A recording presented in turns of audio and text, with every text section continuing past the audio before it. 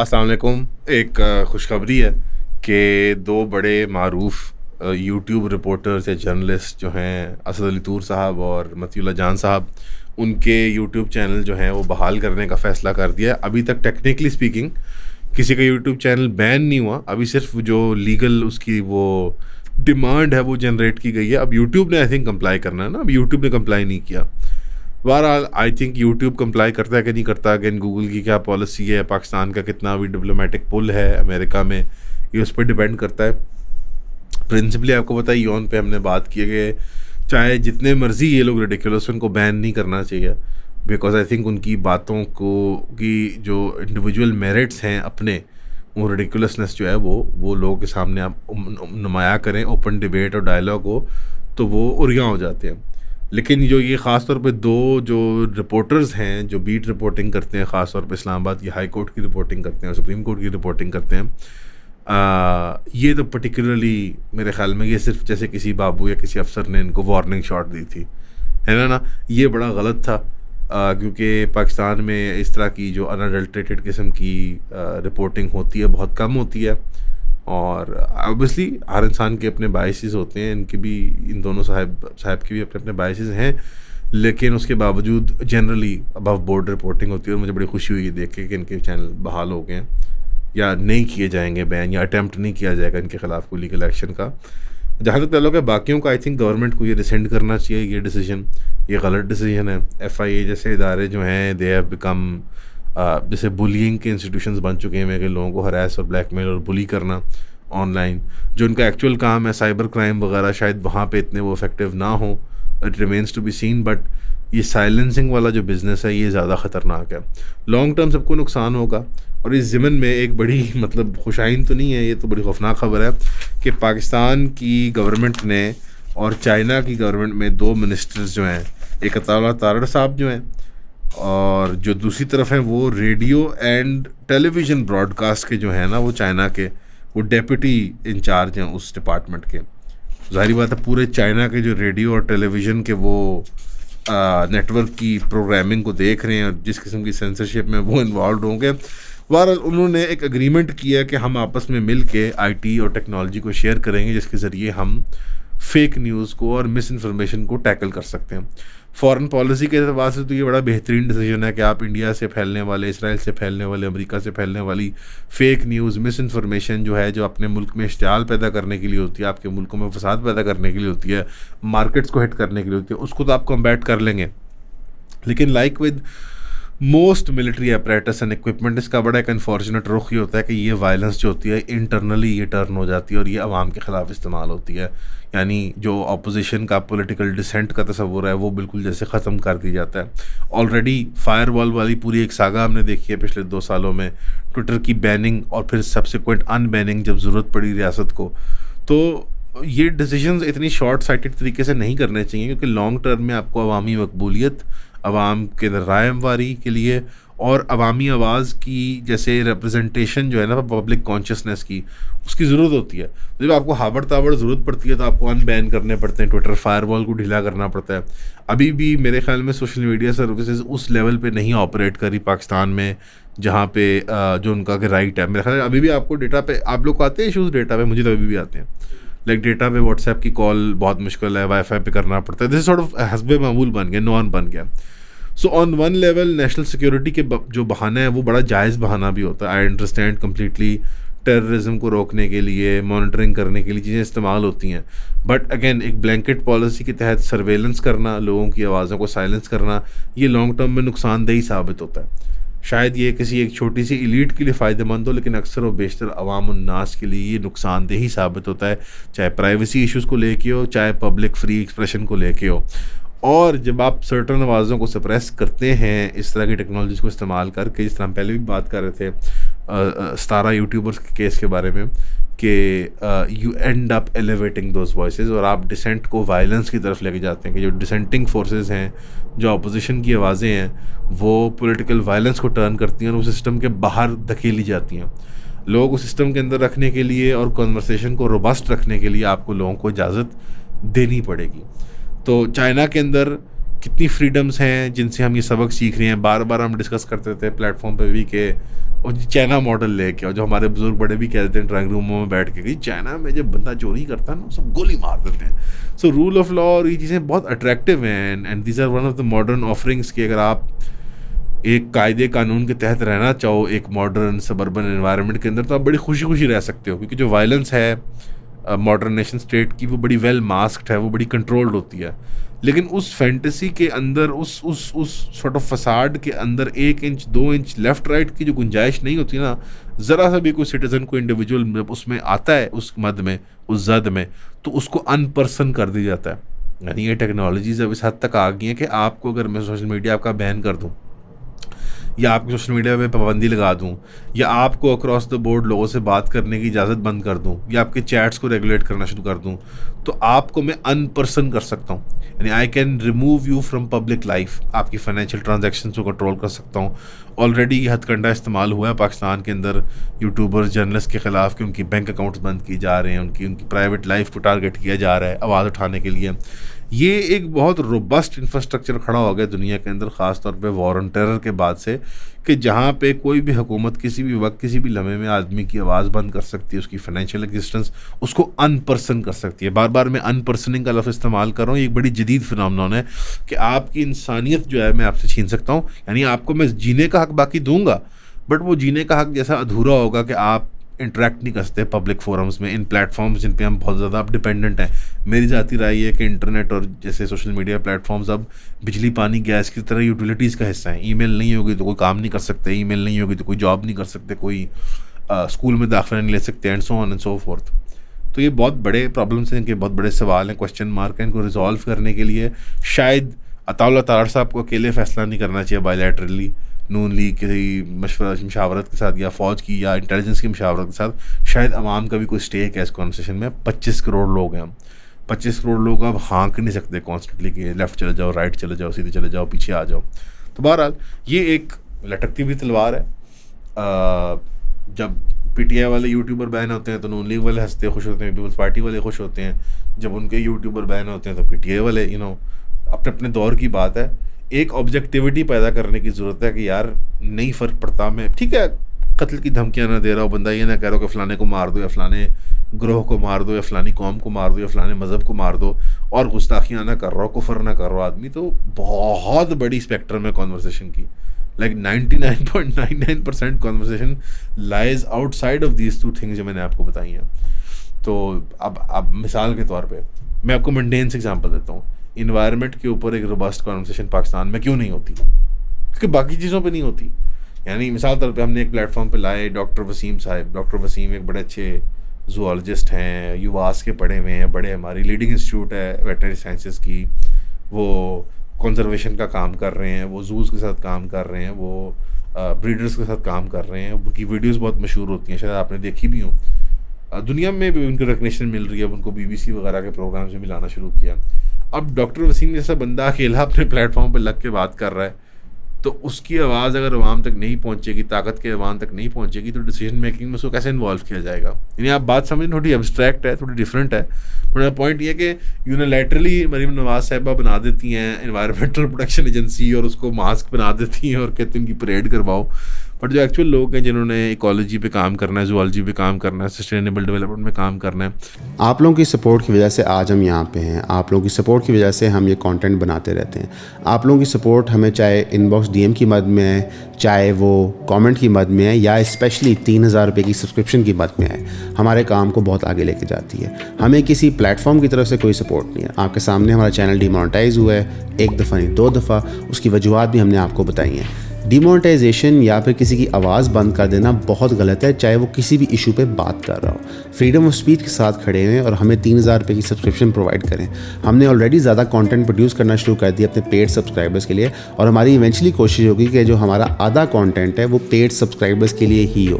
तो Eon family का part बने, 3000 रुपये दें, सब्सक्राइब करें। फॉर एग्जाम्पल हमारे यहाँ चूँकि क्लैम्पडाउन है फ्री स्पीच के ऊपर बहुत सख्त किस्म का, हम जब भी इन्वायरमेंट के बारे में कोई पॉडकास्ट या कोई प्रोग्राम करते हैं उसको कोई देखता नहीं है, बिकॉज लोगों की दिलचस्पी जो है वो सारी कहाँ है?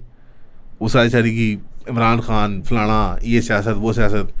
वाटर क्राइसिस पे करो पंजाब के तो कोई नहीं देखता, दरख्तों की तबाही पे देखो, इकोलॉजी की तबाही पे देखो, कोई नहीं देखता, स्पीशीज़ लॉस पे देखो तो कोई नहीं देखता, अब एयर पोल्यूशन पे, लाइट पोल्यूशन पे nobody gives.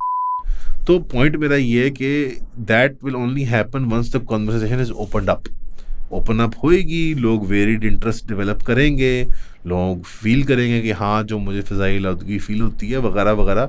And this is just one case of many problems जो इंसान फेस करते हैं। तो इट्स टाइम, पाकिस्तान अगर हार्ड स्टेट है तो अपने लोगों के लिए नहीं बनना चाहिए उसको हार्ड स्टेट, अपने मुखालिफिन के लिए बनना चाहिए। जो नरम चारा बन के हम हिंदुस्तान के सामने पड़े रहे हैं, अमेरिका के सामने और इसराइल के सामने पड़े रहे हैं पिछले 20-25 साल में, मुशर्रफ साहब की गलत पॉलिसीज़ और उनके जो सक्सेसर्स सारे आते रहे हैं बैक टू बैक, उनकी गलत पॉलिसीज़ की कंटिन्यूएशन की वजह से, तो वहाँ पे हार्ड स्टेट बनने की ज़रूरत है। अंदर पाकिस्तान को एक जन्नत बनना पड़ेगा, वरना यहाँ पर separatism, ethnic nationalism, exit from Pakistan वो ख़त्म नहीं होगा। यहाँ पे अपवर्ड मोबिलिटी की गुंजाइश होगी, बात करने की गुंजाइश होगी, तो Pakistan will be a homeland worth dying for, worth fighting for. अभी भी पाकिस्तानी लोग जो खड़े होते हैं अपनी रियासत के साथ, वो एब्स्ट्रैक्ट कॉन्सेप्ट के बुनियाद पे खड़े होते हैं, जो आइडियोलॉजिकल तस्वुर है हमारा पाकिस्तान का, कि पाकिस्तान का मतलब क्या, ला इलाहा इल्लल्लाह। आइडियोलॉजी और ये सब जो ख्याली पुलाव होता है, ये जब तक मतलब पेट ना भरे, कुछ ये मटीरियल बेनिफिट ना दे, तो ये 10, 20, 50, 100 साल टाप गया पाकिस्तान ऑलमोस्ट। कितनी देर, यानी एम्प्टी गैस पे, एम्प्टी टैंक पे कितनी देर हमारा इंजन चलता रहेगा, इनिशियल इनर्शिया पे कितनी देर चलता रहेगा। तो we need a robust conversation हमारे मसाइल के बारे में। अब रोबस्ट कॉन्वर्सेशन का मतलब ये नहीं कि लेफ्ट के लोगों को आप सिर्फ प्लेटफॉर्म करके बता दो चलो रोबस्ट कॉन्वर्सेशन करो, और वो जेंडर और सेक्स के बारे में रोना शुरू कर दें टीवी पे आके। रोबस्ट कॉन्वर्सेशन का मतलब है कि जो रेप्रेहेंसिबल पार्ट्स भी हैं हमारे माशरे के, एक्सट्रीमिस्ट भी हैं, उनको बोलने दें। ये दुनिया जहान की जो बेहतरीन माशरतें कायम हुई हैं, उनमें एक्सट्रीम एलिमेंट्स को बोलने की इजाज़त होती है, क्योंकि अगर बोलते हैं तो वो फिज़िकल वायलेंस को अवॉइड, वो आस्ता आस्ता क्योंकि जो बेस्ट डिसइंफेक्टेंट है किसी भी बीमारी का, किसी भी चीज़ का, आप देखें ना नाई के पास जाएँ तो अगर आप जिस तरह के नाई के पास मैं जाता हूँ तो वो डिटॉल के अंदर डालता है अपने उस्तरों को।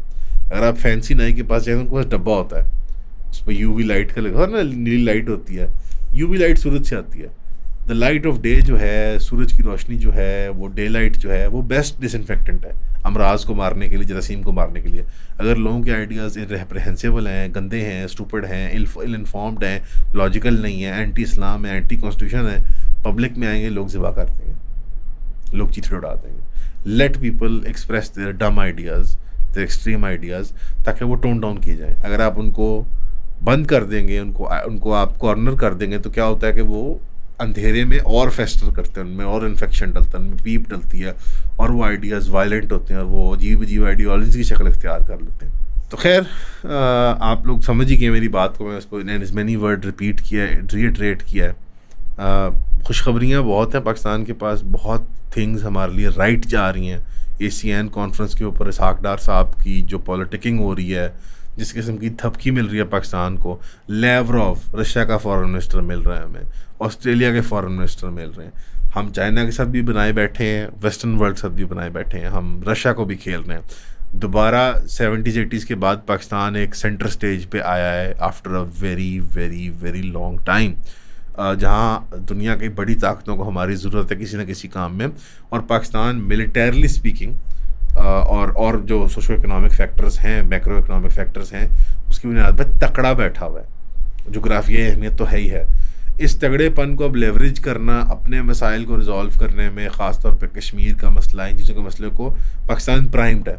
जिस तरह की स्टेटमेंट्स आई हैं, जैसे आगडार साहब ने तकरीर भी की है ASEAN के ऊपर, उन्होंने बड़ा वाज़ेह कहा है कि इंडिया जो है वो आइसोलेट हो रहा है अपनी हार्श पॉलिसीज़ की वजह से, और आपको नज़र आ रहा है कि इंडिया में जैसे एक स्पेक्ट्रम ऑफ स्टेटमेंट्स है, फ़ौजी कोई और, मतलब जैसा मैं आपको मिसाल देता हूँ, अब जनरल चौहान जो हैं, जो CDC हैं, उनके CDC है ना, जनरल चौहान जो हैं जी, जो चाइना के CDS है, सॉरी, वो कहते हैं कि जी न्यू दिल्ली की स्टेबिलिटी और सिक्योरिटी को बहुत बड़ा चैलेंज मिल गया है कि इंडिया और चाइना और पाकिस्तान और बांग्लादेश जो हमारे 3 मुखालिफ जो मुल्क हैं, हमारे 3 सिमतों में फैले हुए हैं हिंदुस्तान के गिर्द, उनके फॉरेन पॉलिसी गोल्स कन्वर्ज कर रहे हैं, उनके डिमांड्स, डिज़ायर्स, ख्वाहिशात एक प्लेटफॉर्म पे आ रही हैं।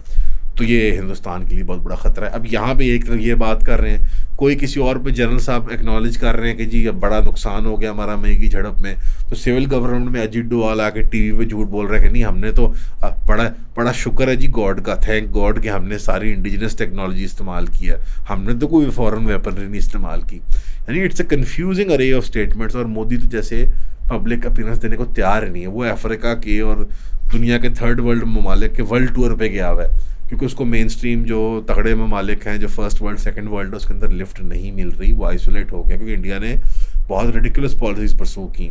चाहे मालदीव्स के साथ उन्होंने झड़पें की, चाहे उन्होंने श्रीलंका में पॉलिसी परसू की, चाहे उन्होंने कनाडा में जो कत्ल करवाया, चाहे उन्होंने अमेरिका में जो असैसिनेशन अटैम्प्ट्स किए हैं, और तो इसराइल के ऊपर बड़ा उन्होंने एक रेडिकुलस सा स्टांस ले लिया है। अपनी आवाम हर जगह वो एक्सपोर्ट कर रहे हैं, और वो बड़ी अनलाइक्ड कम्युनिटी होती है दुनिया के अंदर।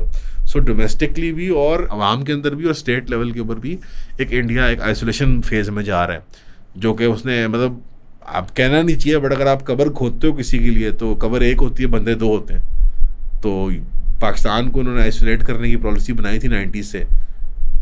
पाकिस्तान उसमें मगर टांगों तक, वेस्ट तक आ गया था पाकिस्तान, कुछ धुन्नी तक आ ही गया था पाकिस्तान। अब पाकिस्तान ने कड़म करके में बाहर जंप लगा दिया, तो फिसल के आप अंदर गिर गए, और शायद लग रहा है कि आप हेड फर्स्ट गए हैं, आप पैरों से पैर के तल नहीं गए, आप सर के पल गए, और लग रहा है कि शायद आप अब शायद निकलना भी इसमें से मुश्किल हो। तो ये पॉलिसीज़ हैं, ये ट्रेड ऑफ्स हैं जो आपकी सिविल गवर्नमेंट ने चुने हैं। They chose a particular global stance, because उनका एक पर्टिकुलर डोमेस्टिक पॉलिटिक्स उन्होंने परसू करना था, और एक पर्टिकुलर कम्युनिटी है गुजरात की बिजनेस एलीट की, ब्राह्मणिकल एलीट, जिसको उन्होंने पूरी दुनिया में बिजनेस के ठेके दिलवाने थे और एक्सपोर्ट करना था। वही आपके बिलियनियर्स हैं, उन्हीं को चूम चाट के आपने रखना है। तो इंडिया उन पॉलिसीज़ की अब मुंह की खा रहा है। तो Pakistan is sitting very pretty. UN के अंदर भी आपको मौका मिल गया है, दुनिया के ममालिक भी एक्नॉलेज कर रहे हैं, आपसे मिलिट्री टेक्नोलॉजी परचेज कर रहे हैं, आप चाइना के क्लोज एलाई / मिनी कॉलोनी बनते जा रहे हैं। All good things are happening for you. ये सब कंसिडर करते हुए आप इससे क्या लेवरेजिंग करेंगे? आप अगर सबसे हार्डेस्ट पोजीशन नहीं लेंगे फ़िलिस्तीन के मामले में, तो जो वेस्टर्न हेजेमोनिक फॉरेन पॉलिसी है उसके नज़र आप पर भी है। 20 साल 25 साल वॉर ऑन टेरर में सिर्फ अफगानिस्तान हदफ नहीं था, आप भी हदफ थे, आपको भी पता है इस बात का, दुनिया जानती है इस बात को। So you can leverage this for something good. यानी 80s ऑनवर्ड्स हमने एक अच्छी पॉलिसी को, एक इफेक्टिव पॉलिसी को हमने लेवरेजिंग में, नेगोशिएशन में खच मारी, और 90s तक हमारे सारे ख्वाब चौपट हो गए। Everything was ruined. एक अच्छी पोजीशन थी, स्टार्टेड स्ट्रॉन्ग एंडेड वीक। दोबारा अल्लाह ने हमें उसी पोजीशन में लाया। We are starting strong. इस बारी have we learn from our mistakes? अगर हम फॉरवर्ड इनिशिएटिव ले के इसराइल को nip the evil in the bud नहीं करेंगे, फ़लस्तीन के मामले को फ्रंट से लीड नहीं करेंगे, कश्मीर के मामले को फ्रंट से लीड नहीं करेंगे, बिकॉज नेटो की या वेस्टर्न हेजेमनी की जो पग इस खित्ते में जंग है वो 2 prong है। एक तरफ से इसराइल है और एक तरफ से शाबाश हिंदुस्तान है। तो ये 2 मुल्क जो हैं, जो एक्सट्रीम पोल्स पे बैठे हैं और एक के साथ हम बॉर्डर शेयर करते हैं, ये मुस्लिम वर्ल्ड को चेक में रखने के लिए अब यहाँ पे बैठ गए हैं, और ख़ास तौर पे चाइना के लिए तो है ही है इंडिया। तो इस सब को कंसिडर करते हुए अब कुछ लेवरेज करके कुछ दिखाएं भी। डोमेस्टिकली तो मैंने बता दिया आपको कि हमें आज़ादियाँ दें, हमें खाने को दें, हमें तंग करना बंद कर दें, हमारी लोकल गवर्नमेंट्स बना दें, हमारे सर पर डंडे बरसाना बंद कर दें। हमें लोकल भी फल मिलना चाहिए अवामी लेवल पे, और ग्लोबल स्टेज के ऊपर हमें नज़र आना चाहिए कि यार ये लेवरेजों की ताकत कोई कहीं इस्तेमाल हो रही है, किसी मसरफ़ पे लग रही है। तो उम्मीद है कि ये जो है वो खुशाइन साबित होगा पाकिस्तान के लिए, जो पाकिस्तान को इज़्ज़त मिल रही है। और इस वक्त आई थिंक दैट इंडिया की आइसोलेशन को मद्देनज़र रखते हुए आप सब दुआ कीजिएगा पाकिस्तान की फॉरेन पॉलिसी के लिए, कि हमारे पॉलिसी मेकर जो हैं वो किसी सही रुख में इसको लेवरेज कर पाएँ कश्मीर के लिए और फ़लस्तीन के लिए। एक थोड़ी सी वार्निंग की खबर है, I don't know what you can do with this information, but meteorological department Pakistan का कह रहा है कि आने वाले दिनों में फ्लैश रेंज और फ्लैश फ्लडिंग की गुंजाइश है, पॉसिबिलिटी है। तो एहतियात कर लें, अपनी गाड़ियाँ वगैरह महफूज कर लें। अगर कोई पक्के एरियाज़ हैं, अगर उनको आप उखाड़ सकते हैं अपने नेबरहुड में, या कोई कच्ची आप कोई आई डोंट नो लोग क्या तैयारी करें। आई हैव सिंसियरली चोई मोटर ले लें, चोई मोटर लेके पक्के से पानी को बहा के उस तरफ कच्चे में ले जाएं। यार शहरों में कहीं ना कहीं तो कच्चा होगा, पार्क होगा, कोई खाली प्लॉट होंगे, कुछ तो होगा। मोहल्लों में तो जाहिर बात है अजाब ही है। तो में क्या करें मतलब आई डोंट नो पानी पी लें मतलब सारा अपनी जमा जो पी शुरू कर। यार the government should come up with something like some domestic scheme के लोग चुई मोटर से लेके पानी को कहीं डिस्पेंस कर दें, कोई बाउज़र हो, कोई चीज़ हो। तैयारी कर लें छतों की, यार छतों की हिफाजत कर लें, इलेक्ट्रॉनिक्स की हिफाजत कर लें, छत तो ना गिरे लोगों के बारिश से। और दुआ करें, दुआ खैर करें कि ये बारिश जो है वो खैर का सबब बने, लोगों की ख़राबी का सबब ना बने। हमेशा की तरह आप सबका सुनने का शुक्रिया, दुआओं में याद रखिएगा। और आई डोंट नो क्या तैयारी होती है इसकी। Please do let me know comments में कि इसकी कोई तैयारी होती है फ्लैश फ्लडिंग और फ्लैश रेंज की। शुक्रिया।